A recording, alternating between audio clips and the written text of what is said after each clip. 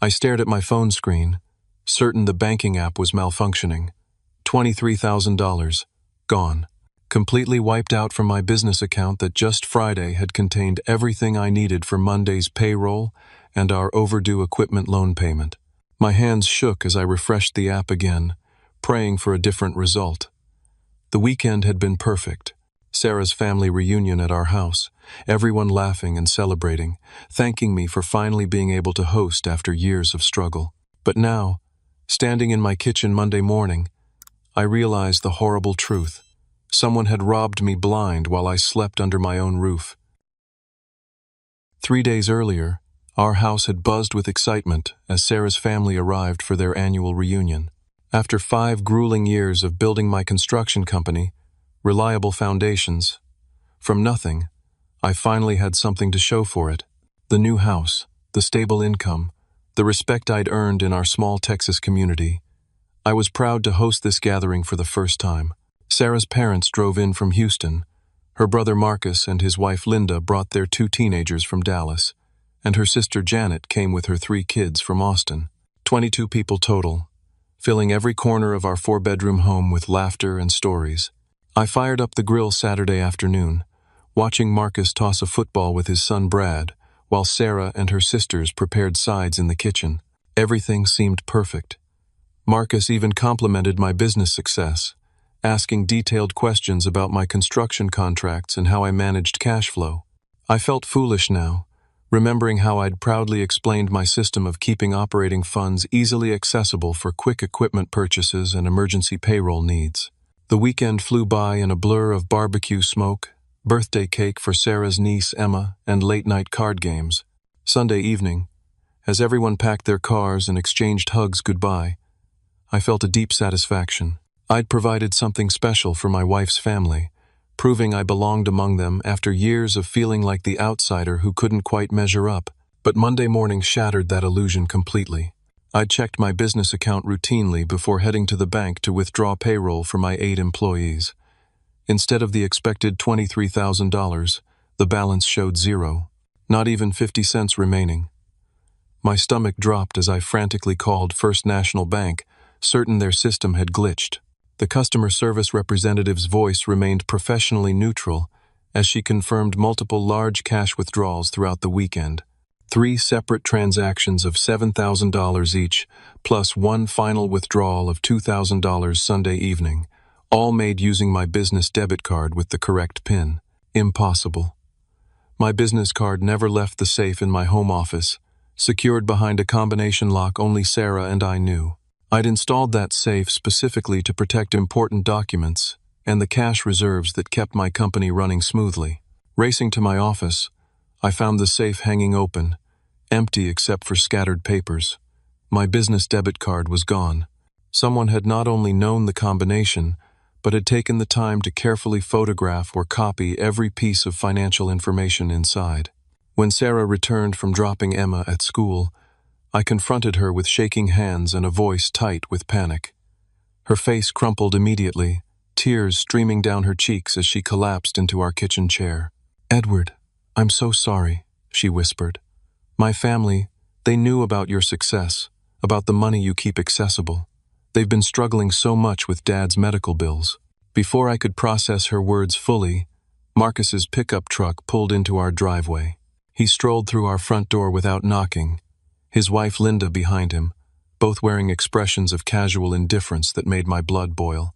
"Morning, Edward," Marcus said, settling into my living room like he owned the place. "Sarah mentioned you had some concerns about your bank account." I stood over him, fists clenched. "Where's my money, Marcus? Every damn penny of it." He leaned back in my chair and actually smiled. "We needed it more than you do. Simple as that." The casual cruelty in his voice hit me like a physical blow. This wasn't some desperate act of survival. This was calculated theft, planned and executed while enjoying my hospitality, sleeping in my guest rooms, eating food I'd provided. "You stole from me," I said, my voice barely controlled. $23,000. That's my employees' paychecks, our loan payment, everything. Marcus shrugged. "Look around, Edward. You've got this nice house, successful business, more money coming in every month. Dad's facing bankruptcy because of his cancer treatments. Mom's about to lose the house she's lived in for 30 years. We took what we needed to help family. I stared at him, incredulous. By stealing from family? By redistributing resources where they're needed most, Linda added, her voice sharp with self-righteousness. Don't be selfish, Edward. This is what families do for each other. The audacity of their words left me speechless. They'd violated my home, stolen my livelihood, and somehow convinced themselves they were the victims. My phone buzzed with a text from Jake, my 60-year-old foreman, asking when he could pick up his paycheck. Jake supported his disabled wife on his construction wages. Without his Monday check, they'd struggle to afford her medications. Marcus stood to leave, adjusting his jacket with infuriating calm. Don't make this complicated, Edward. Consider it a loan. We'll pay you back when things improve. As they walked toward the door, Sarah grabbed my arm. Please, Edward. They're family. Dad's cancer. Mom's situation. We can't destroy them over money. I watched Marcus's truck disappear down our street, carrying with it my employees' livelihoods, my business stability, and my faith in the people I'd called family. The perfect weekend had been nothing but an elaborate setup, and I'd been too blind with pride to see it coming. My hands trembled as I called Jake to explain that payroll would be delayed. His disappointed silence cut deeper than any angry words could have. 7 other employees depended on me, and I'd failed them because I'd trusted the wrong people. But Marcus wasn't finished with his revelations. He returned Tuesday morning with a smugness that made my skin crawl, carrying a manila folder like he was conducting legitimate business. Edward, we need to clear up this misunderstanding, he said, settling again into my living room with Linda beside him. Sarah, come here. Your husband needs to understand the situation. Sarah emerged from the kitchen, her eyes red from crying. I'd barely slept, and she'd spent the night alternating between defending her family and apologizing to me. The foundation of our marriage felt as shaky as everything else in my life. Marcus opened his folder with theatrical precision. Sarah provided us with your safe combination 3 months ago. She was worried about you keeping so much cash around the house, wanted family to know how to access important documents in case of emergency. I turned to stare at my wife, the betrayal hitting fresh and raw. You gave them my combination? Edward, they asked about emergency contacts, about where you kept important papers. I never thought. You never thought they'd steal from us, I finished. But they did. And you helped them do it. Marcus interrupted with a chuckle. Now, that's where you're wrong, brother. This wasn't theft. This was a loan between family members. He produced a sheet of paper bearing my forged signature. The document, dated Saturday evening during the reunion, outlined a $23,000 loan to Sarah's parents for medical expenses, with flexible repayment terms. I never signed this, I said, studying the surprisingly accurate forgery. You were pretty tired Saturday night after all that drinking, Linda added. Don't you remember agreeing to help Dad with his bills? The pieces clicked together with sickening clarity. Saturday evening, I'd felt unusually drowsy after dinner, despite having only 2 beers. I'd attributed it to exhaustion from hosting, but now I realized they'd drugged me. While I was unconscious, they'd used my limp hand to forge this document, creating legal cover for their theft. You drugged me, I said. The words coming out flat and certain. Marcus's smile widened. That's a serious accusation, Edward. Very serious. The kind of thing that could damage your reputation in this town if you started spreading stories about your wife's family. The threat hung in the air like smoke. In our small Texas community, reputation meant everything. Marcus and Linda owned the hardware store where I purchased materials for every job. One phone call from them could poison my relationships with suppliers throughout the county. Here's how this works, Marcus continued. You're going to accept this loan documentation. You're going to keep quiet about your wild theories. And you're going to be grateful that Sarah has a family willing to help in times of crisis. I felt trapped in quicksand, sinking deeper with every movement. Sarah's tears had become a constant background sound, but she wasn't defending me. She wasn't standing up to her brother's threats. She was caught between her criminal family and her victimized husband, paralyzed by the impossible choice. My employees need their paychecks, I said quietly. Jake's wife needs her medication money. Tommy's got a baby coming next month. These are good people who count on me. And they can keep counting on you, Marcus replied. Just make it work, Edward. Take a loan against your house, tap a credit line, figure it out. That's what successful businessmen do.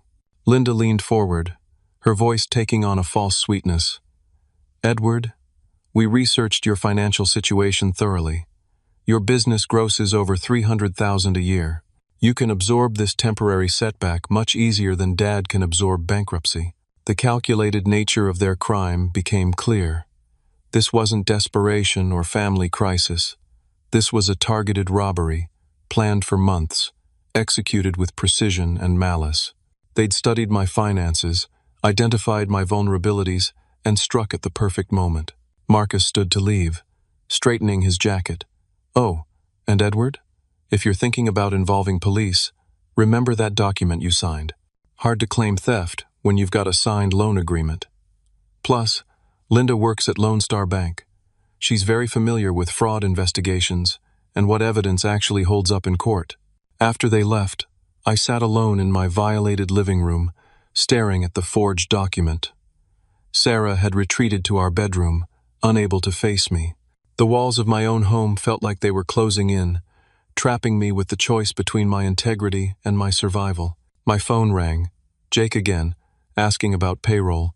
In the background, I could hear his wife coughing, the wet sound of someone whose lungs were failing. They needed that money for her treatments, her prescriptions, their basic survival. I had built reliable foundations on the principle that a man's word and his work were sacred. Now, faced with the complete betrayal of my wife's family, I had to decide whether those principles were worth destroying everything I'd worked to create. But as I stared at Marcus's forged document, something cold and calculating began to form in my mind. They thought they'd trapped me. They thought their threats and blackmail had neutered any response I might mount. They were about to learn how wrong they were. That evening, I called my old friend Tony Rodriguez, a former Dallas police detective who'd started his own private investigation firm. Tony and I had served together in the Army Reserve, and I trusted him completely. Edward, what you're describing sounds like organized family fraud, Tony said after I explained the situation. This level of planning, the forged documents, the blackmail threats, it's not their first time. What do you mean? Give me 48 hours. I'm going to dig into your brother-in-law's background. If he's done this before, there'll be traces. While Tony investigated, I faced the immediate crisis of meeting payroll. I took a cash advance against my personal credit cards, borrowed against my truck, and scraped together enough to pay my employees. Jake's relief when I handed him his check made the financial pain almost bearable. Tony called Thursday with disturbing news. Edward, your brother-in-law is a serial predator. I found 3 other family members he's stolen from in the past 5 years. Your wife's cousin David lost $37,000 from his father's inheritance 2 years ago. Sarah's elderly Aunt Helen had her retirement savings cleaned out after Marcus visited her last Christmas. Why didn't they report it? Same pattern. Marcus creates loan documents, uses family pressure to keep victims quiet, threatens to destroy relationships if anyone talks. He's been systematically robbing family members for years. The scope of Marcus's crimes staggered me. This wasn't about medical bills or financial crisis. This was a calculated scheme to steal from anyone foolish enough to trust him. There's more, Tony continued. I ran his credit and financial records. Marcus has massive gambling debts at a casino outside Oklahoma City. He owes $43,000 to a loan shark named Vincent Torino. Your money didn't go to medical bills, Edward. It went to cover his gambling losses. That information changed everything. Marcus wasn't a desperate family member trying to save his father. He was an addicted gambler who'd stolen from his cancer-stricken dad's emergency fund and used family medical crisis as cover for his crimes. I spent the weekend developing a plan that would require significant risk, but could expose Marcus completely. Tony helped me create a false business identity called Coastal Development Solutions, complete with temporary bank accounts and fabricated financial statements, showing substantial liquid assets. Monday morning, I began stage 1 of my trap. While Sarah was at work, I had expensive construction equipment delivered to my house, making sure neighbors would notice. I arranged for several large, fake business calls, speaking loudly about million-dollar municipal contracts and discussing my need for investment advice. Sarah noticed the changes immediately. "Edward, what's this equipment doing here? And who were you talking to about all that money?" "Just some new opportunities opening up," I said casually. "The municipal contract situation is looking very promising. I might have more liquid capital than I know what to deal with." Sarah's family had trained her to gather financial intelligence, and she dutifully reported our conversations back to them. Within days, Marcus called requesting a meeting to discuss investment opportunities that might benefit both of us. We met at Ruby's Diner on Thursday afternoon. Marcus arrived with detailed papers about cryptocurrency investments and offshore account opportunities, his eyes bright with greed as he outlined how I could maximize returns on my surplus capital.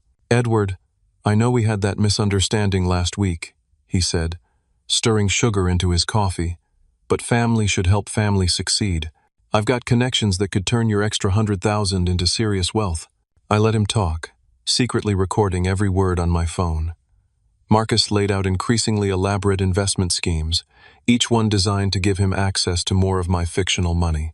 He was so focused on his next score that he didn't notice my questions were leading him to admit details about his gambling debts and previous thefts from family members. "The thing is, Marcus," I said, leaning across the diner table, "I'm a careful man. Before I invest with anyone, I like to know everything about their financial situation. I've heard rumors about some gambling problems." His face darkened. "Who told you that?" "Small town, Marcus. People talk. I heard you owe some dangerous people significant money." Marcus glanced around the nearly empty diner, then leaned forward. "Look, Edward, I had some bad luck in Oklahoma City, but that's why I need this investment partnership. Vincent Torino doesn't accept excuses. He wants his money by next Friday, or things get very unpleasant for my family." "How much do you owe him?" $43,000. "But with your investment, I can turn that into enough to pay Vincent and still come out ahead." I nodded sympathetically, knowing I had him exactly where I wanted him. "Marcus, I think we can work something out, but I need to verify some details first. Give me until tomorrow evening, and we'll finalize everything at my house." As Marcus left the diner, practically rubbing his hands together with anticipation, I called Tony with our next steps. Phase 2 of my plan was about to begin, and Marcus had no idea he was walking into a trap 5 months in the making. But first, I had a phone call to make to Vincent Torino. It was time to let Marcus's creditor know exactly where his debtor had been spending his evenings. I placed the call to Vincent Torino from a payphone outside the county courthouse, using information Tony had provided. Vincent's voice carried the flat menace of a man accustomed to collecting debts through intimidation. "Vincent, you don't know me, but I have information about Marcus Thompson. He owes you money, correct?" A long pause. "Who is this?" "Someone who knows where Marcus has been getting his money. He robbed his family this past weekend, took $23,000 from his brother-in-law's business account. He's been bragging about how easy it was. Is that right?" Vincent's interest was clearly piqued. "He's planning another score tomorrow night. Big money this time. Thought you should know he's been holding out on you." I hung up before Vincent could ask questions, but I'd planted the seed I needed. Marcus's life was about to become very complicated. Friday evening, Marcus arrived at my house with Linda and their son Brad. Bringing the teenager was a calculated move, using the boy as an emotional shield against any confrontation.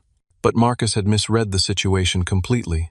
"Edward, Linda helped me prepare all the investment paperwork," Marcus said, spreading documents across my dining room table. "Wire transfers, cryptocurrency wallets. Everything's ready for your $50,000 initial investment." I studied the papers, all elaborate fakes designed to steal whatever money I transferred. "Marcus, before we proceed, I need to address something. I know about Vincent Torino." Marcus's face went white. Linda grabbed his arm, her composure cracking. "I know about your gambling debts," I continued. "I know you stole my money to pay Vincent, not to help your father's medical bills. I know you've been robbing family members for years." Marcus shot to his feet, panic replacing his earlier confidence. "Edward, you don't understand the situation. Vincent's people are dangerous. They've threatened Brad, threatened Linda. I had no choice. You had a choice not to gamble away your family's security. You had a choice not to steal from people who trusted you. Linda's voice came out small and frightened. Edward, please, if Vincent doesn't get his money, he'll hurt our children. That's when I revealed my hand. From my kitchen cabinet, I pulled out a manila folder containing copies of everything Tony had discovered. Bank records showing Marcus's gambling transactions, statements from his previous victims, documentation of his systematic theft from family members. I've been investigating you for 2 weeks, Marcus. I know about David's inheritance money, about Aunt Helen's retirement savings, about every person you've robbed, and I've recorded every conversation we've had about your investment schemes. Marcus stared at the evidence, his schemes unraveling before his eyes. What do you want, Edward? I want you to confess to everyone you've stolen from. I want full restitution made to every victim, and I want you to turn yourself in to police. I can't do that. Vincent will kill me if I don't pay him by tomorrow. That's your problem, Marcus. You created this situation. You gambled away money that didn't belong to you, you stole from your own family, and now you're facing the consequences. Marcus's desperation turned to rage. You self-righteous bastard. You think your money makes you better than us? You think you can destroy my family over some temporary loan? $23,000 isn't a loan when it's stolen, Marcus. It's grand theft. And it's not temporary when you gambled it away at a casino. Linda began crying, the weight of her husband's crimes finally breaking through her denial.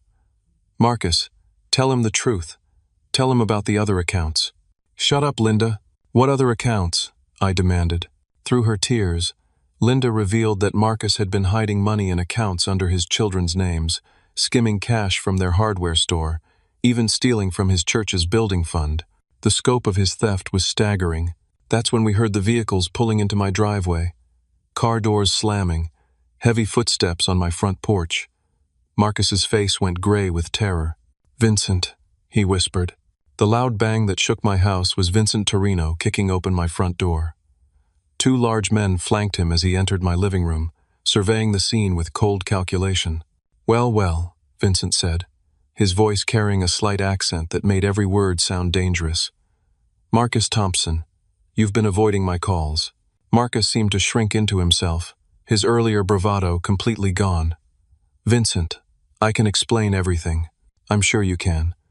In fact, someone already explained quite a bit to me. Something about family money, about bigger scores coming up. Vincent's eyes moved to me. You must be the brother-in-law. I stood slowly, keeping my hands visible. I'm Edward. This is my house. Vincent nodded approvingly. Smart man, calling me about Marcus's activities. Saved me considerable time tracking him down. Vincent, please, Marcus begged. I've got the money. Edward's investing with me. I'll have everything by Monday. Vincent laughed, a sound like glass breaking. Marcus, you've told me that story 12 different ways over 6 months. But this gentleman here, he told me something interesting. He told me you already stole money from him this week. Money you should have used to pay me. The confrontation was escalating beyond my control. Vincent's men positioned themselves between Marcus's family and the door, making it clear nobody was leaving until Vincent got satisfaction. Here's what's going to happen, Vincent continued. Marcus owes me $43,000, plus interest and penalties. We're now at $60,000. I'm a reasonable businessman, so I'm willing to accept alternative arrangements. What kind of arrangements? I asked, knowing I was walking into dangerous territory. Marcus has been lying about his assets. But you, Edward, you seem like an honest man. Maybe we can work out something that protects innocent people while ensuring I get paid. Vincent's proposal was about to change everything. But before he could continue, I heard more vehicles in my driveway. Through my front window, I saw government plates and knew the final phase of my plan was about to unfold. Marcus was about to learn that stealing from family had consequences far beyond Vincent Torino's threats. The front door opened again, but this time it was FBI agent Rachel Martinez entering with her badge clearly displayed. She'd been positioned in my kitchen for the past hour, recording everything through surveillance equipment I'd helped federal investigators install. Federal agents. Nobody move. Vincent's men immediately raised their hands, recognizing law enforcement authority. Vincent himself remained calm, his experience with legal troubles evident in his measured response. "Agent Martinez," I said, "I believe you've heard everything you need." Marcus stared at me in shock. "Edward, what's happening?" Agent Martinez stepped forward, her voice professional and clear. "Marcus Thompson, you're under arrest for wire fraud, money laundering, and operating a racketeering enterprise. You have the right to remain silent." "Federal agents?" Linda whispered. "Edward, how long have they been here?" 3 weeks, I replied. "Since I contacted the FBI about Marcus's interstate fraud activities. Turns out, stealing from family members across state lines makes it a federal crime." Agent Martinez continued reading Miranda rights, while her backup team secured Vincent and his associates. "Mr. Torino, you're also under arrest in connection with an ongoing investigation into illegal gambling operations." Vincent actually smiled as the handcuffs went on. "Can't say I'm surprised. Been expecting this visit for months." Marcus's legs gave out, and he sank into my dining room chair. "Edward, please. I've got kids. I've got a family. So do your victims," I replied. "David had a daughter who needed medical treatment. Aunt Helen had grandchildren she wanted to help through college. You stole their futures, Marcus." Agent Martinez explained that my cooperation with federal authorities had been ongoing since I'd first discovered the pattern of Marcus's thefts. The interstate nature of his crimes, combined with the gambling money laundering, had triggered federal jurisdiction.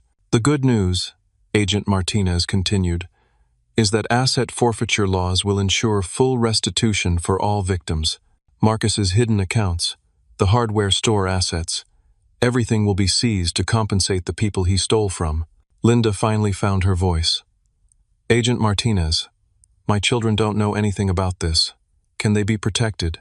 "Mrs. Thompson, your cooperation in revealing your husband's hidden assets will be taken into consideration. Your children's welfare is a priority." Through my front window, I watched Sarah's car pull into the driveway. She entered to find federal agents, handcuffs, and her brother sitting in custody. Her face cycled through confusion, shock, and finally understanding. "Edward, you did this," she said quietly. "I did what was necessary to protect innocent people and ensure justice was served." Agent Martinez addressed Sarah directly. "Mrs. Thompson, you provided your brother with access to your husband's financial information. We need to determine your level of involvement in his criminal activities." Sarah looked at me with tears in her eyes.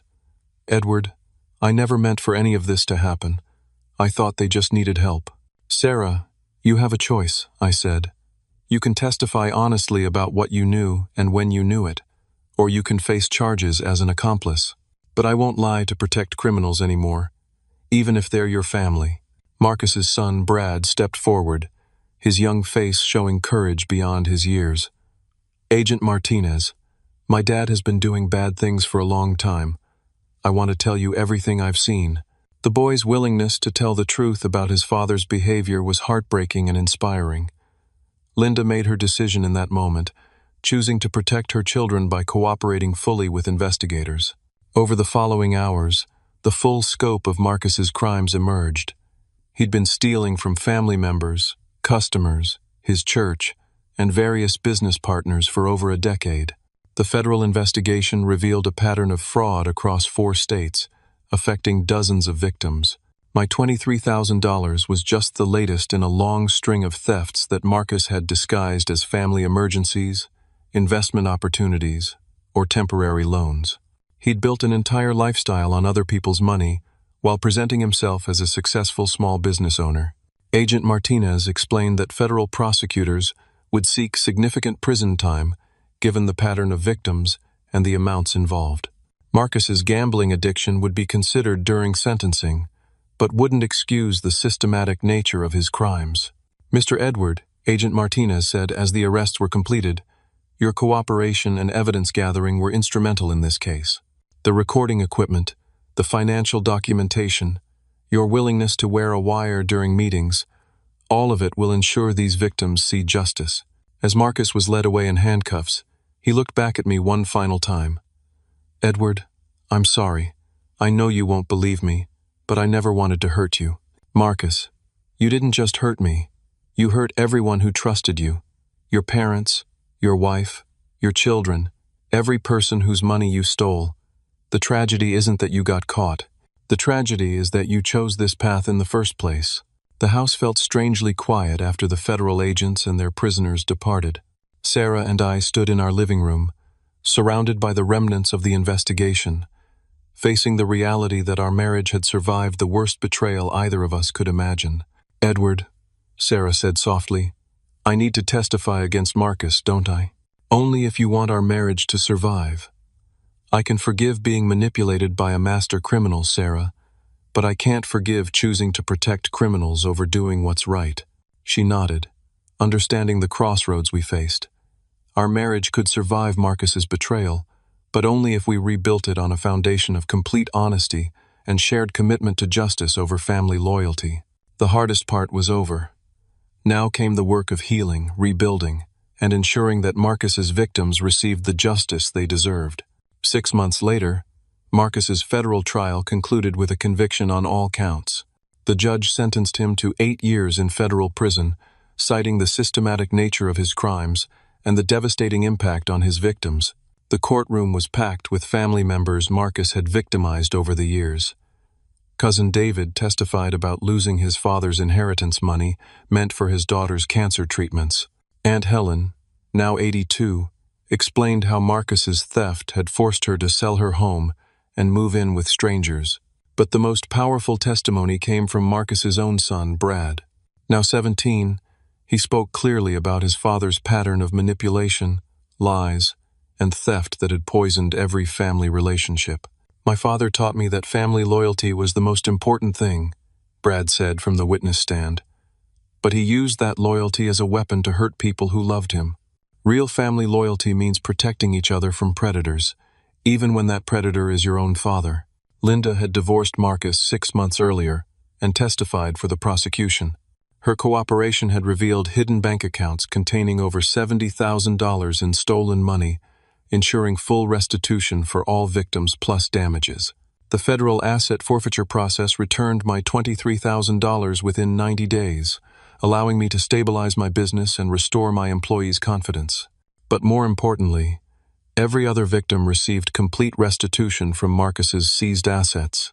David used his recovered inheritance money to finally pay for his daughter's medical treatments.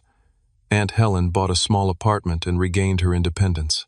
The church Marcus had stolen from used their recovered funds to complete their building project. My construction business, Reliable Foundations, became stronger than ever. Word of my integrity during the crisis spread throughout our community, leading to several major municipal contracts. Clients appreciated working with someone who'd chosen justice over family loyalty when faced with the ultimate test. Sarah and I attended marriage counseling for 8 months, working through the damage Marcus's manipulation had caused. She testified against her brother at trial, choosing our marriage and moral integrity over misplaced family loyalty.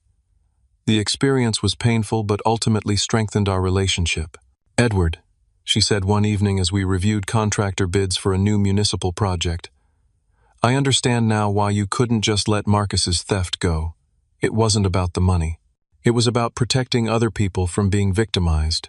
Sarah had started attending a support group for families of white-collar criminals, helping her understand how Marcus's manipulation had affected everyone around him. She'd been as much a victim as anyone else, used as an unwitting accomplice in his schemes. We established new financial protocols in our marriage: joint account monitoring, shared access to all financial information, and regular discussions about money decisions. Trust had to be rebuilt through transparency and accountability. Brad and his sister maintained their relationship with us, visiting regularly despite their father's crimes. Linda found work at a credit union, using her banking experience to help fraud victims navigate financial recovery. The kids were resilient, choosing to learn from their father's mistakes rather than repeat them. I began speaking at community events about recognizing and preventing family financial abuse. Law enforcement agencies invited me to share my experience with other fraud victims, helping them understand that seeking justice wasn't betrayal but protection. The hardest thing about family financial abuse, I told audiences, is that victims feel guilty for seeking justice. We're taught that family loyalty means protecting each other, even from consequences. But real love sometimes means allowing people to face the results of their choices. The case led to new state legislation strengthening penalties for financial abuse between family members. Marcus's systematic theft had highlighted gaps in existing laws that prosecutors could now address. Jake, my 60-year-old foreman, became more than an employee during this period. His unwavering support during the crisis, his understanding when payroll was delayed, and his loyalty when other contractors tried to poach my workers, earned my deep respect and friendship. "Edward," Jake said as we completed a major school renovation project, "what you did took real courage. A lot of men would have just absorbed that loss and moved on. But you fought for what was right, even when it cost you." My relationship with Sarah's parents required careful rebuilding. They'd been as shocked as anyone to learn about Marcus's crimes, genuinely believing their son was helping the family through medical financial crisis. Their cancer treatments were ultimately covered through legitimate assistance programs I helped them access. Agent Martinez told me the federal case had become a model for investigating family financial fraud. The evidence-gathering techniques, the use of recording equipment, and the cooperation between victims had created a template for future prosecutions. "Mr. Edward," she said during our final interview, "your case proved that family financial predators can be stopped when victims refuse to stay silent." Marcus had been stealing for over a decade because his previous victims chose family loyalty over justice. You broke that cycle. 9 months after Marcus's arrest, Vincent Torino was convicted in the gambling operation investigation and sentenced to 12 years in federal prison. His organization had been victimizing gambling addicts across 3 states, using threats and violence to collect debts.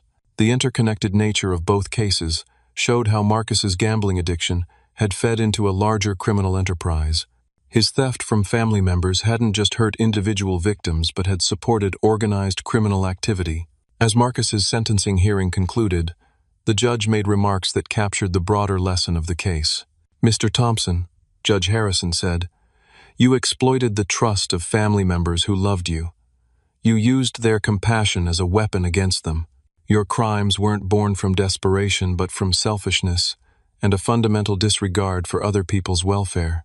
The sentence reflects not just the money you stole but the trust you destroyed and the lives you damaged." Walking out of the federal courthouse that day, I felt a deep sense of closure. Justice had been served, victims had been compensated, and a dangerous predator had been removed from our community.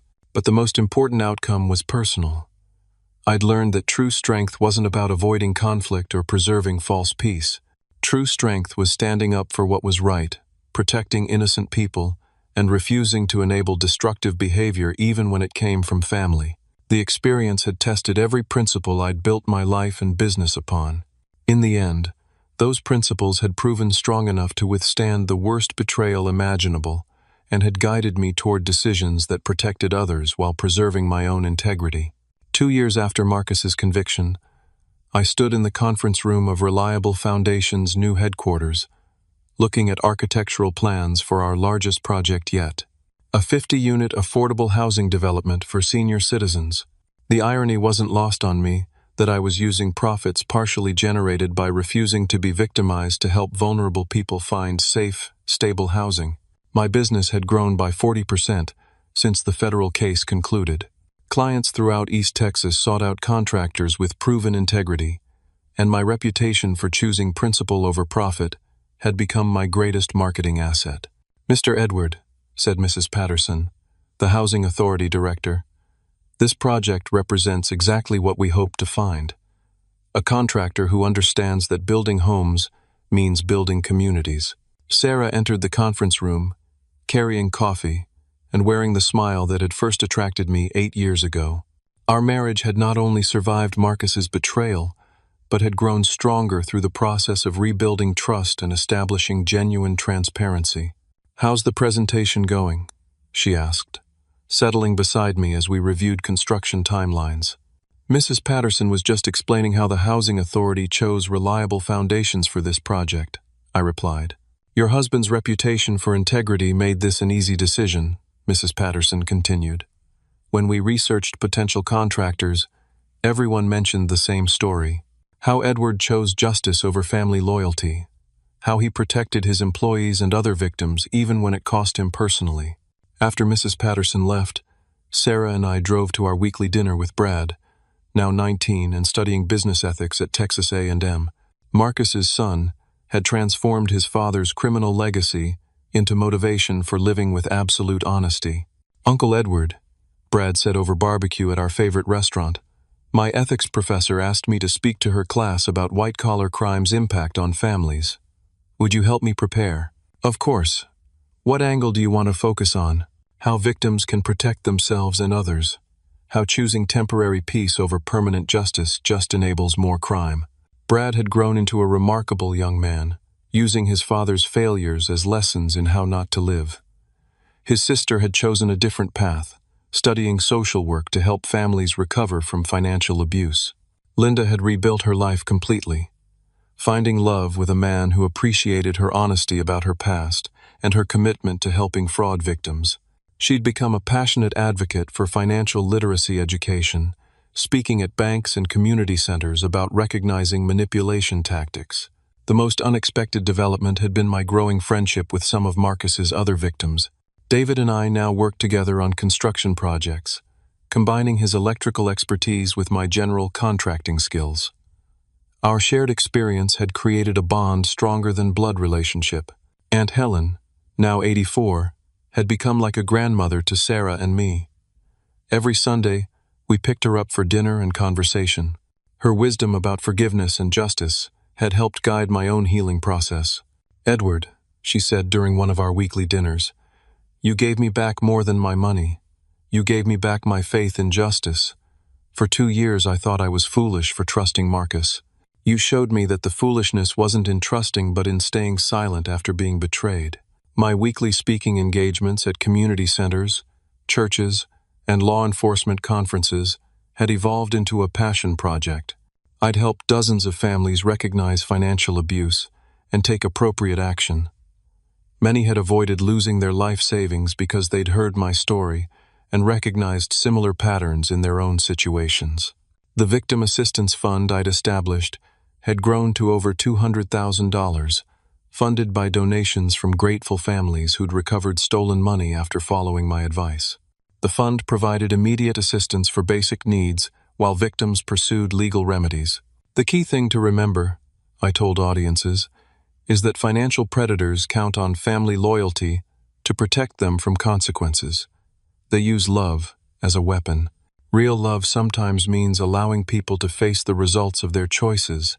Agent Martinez had been promoted to head the FBI's white-collar crime unit for North Texas, partly based on the success of Marcus's prosecution. She occasionally called for advice on family financial abuse cases, using my experience to help train other investigators.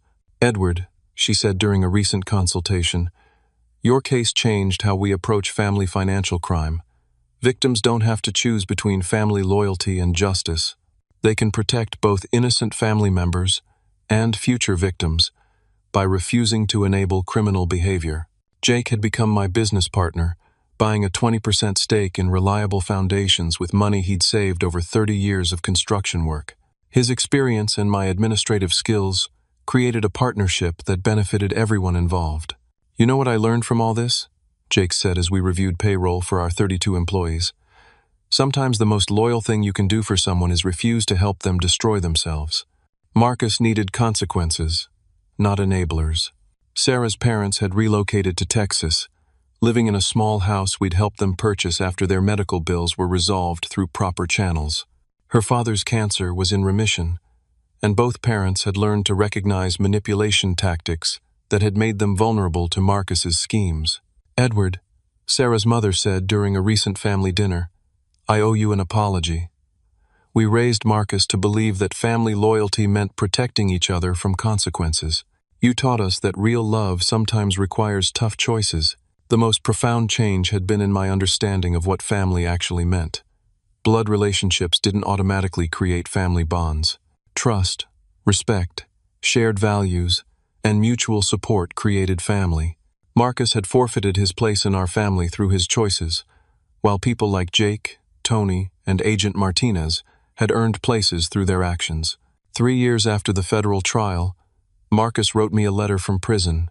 He'd completed addiction counseling, earned his GED, and was working in the prison library. His letter expressed genuine remorse and acceptance of responsibility for his crimes. "I understand now that I used family loyalty as a weapon," he wrote. "I exploited people's love for me to steal their security and peace of mind. You were right to stop me, Edward. I needed consequences to learn that my actions had victims. I hope someday to earn forgiveness, but I understand if that's not possible." Sarah and I discussed whether to respond to Marcus's letter. After much consideration, we decided that forgiveness was possible, but restored relationship would require years of demonstrated change and genuine restitution beyond court-ordered payments. "Forgiveness doesn't mean pretending his crimes didn't happen," Sarah said. "It means choosing not to let his destructive choices continue poisoning our lives." Brad graduated summa cum laude with his business degree and joined Reliable Foundations as a project manager, specializing in affordable housing development. His father's crimes had motivated him to use business skills for community benefit rather than personal enrichment. "Uncle Edward," Brad said during his first week of work, "I want to spend my career building things that help people rather than tearing down what others have built. Dad showed me what not to do.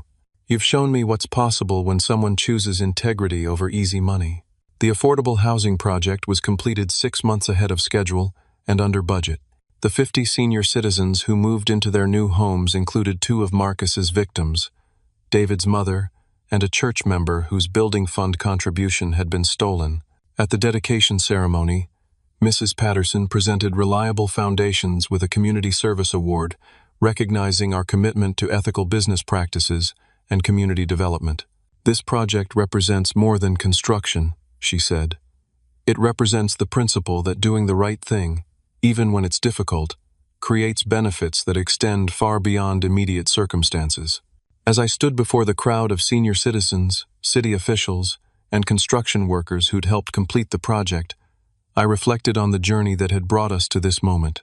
Marcus's theft had threatened to destroy my business, my marriage, and my faith in family loyalty. Instead, it had taught me that true strength came from protecting others, that real love sometimes required difficult choices, and that justice served with integrity created healing for entire communities. The final lesson came from watching Brad receive his first paycheck as a Reliable Foundations employee. Marcus's son had chosen to build rather than steal, to contribute rather than take, to earn rather than manipulate. His father's failures had become the foundation for his own success. "You know what I learned from all this?" I told the crowd at the housing dedication. "Family isn't just about blood relationships. Family is about the people who choose to build each other up rather than tear each other down. Family is about protecting each other from harm, even when that harm comes from within. And sometimes, the most loving thing you can do for someone is refuse to enable their destructive choices." The applause that followed wasn't for my words, but for the principle they represented. Justice served with integrity, love expressed through accountability, and strength demonstrated through protection of the innocent.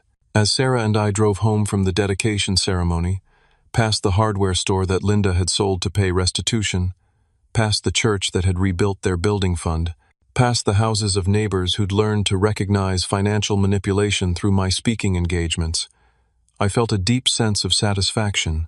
Marcus's betrayal had been intended to destroy my success and steal my security.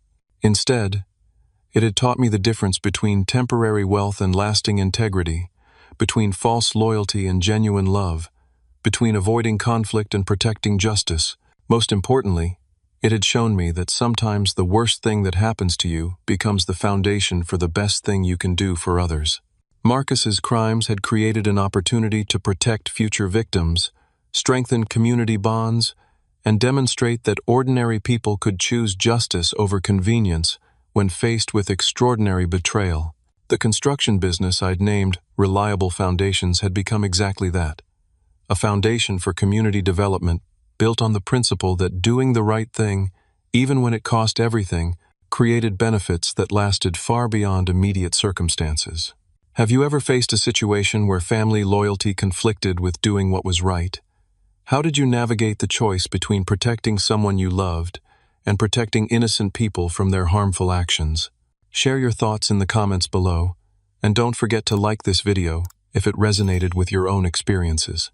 Subscribe for more stories about finding strength through adversity and building meaningful lives through principled choices. Share this story with someone who might need to hear that choosing justice over false loyalty is sometimes the most loving thing you can do. Thank you for listening, and remember that your integrity is your most valuable asset, worth protecting no matter what it costs.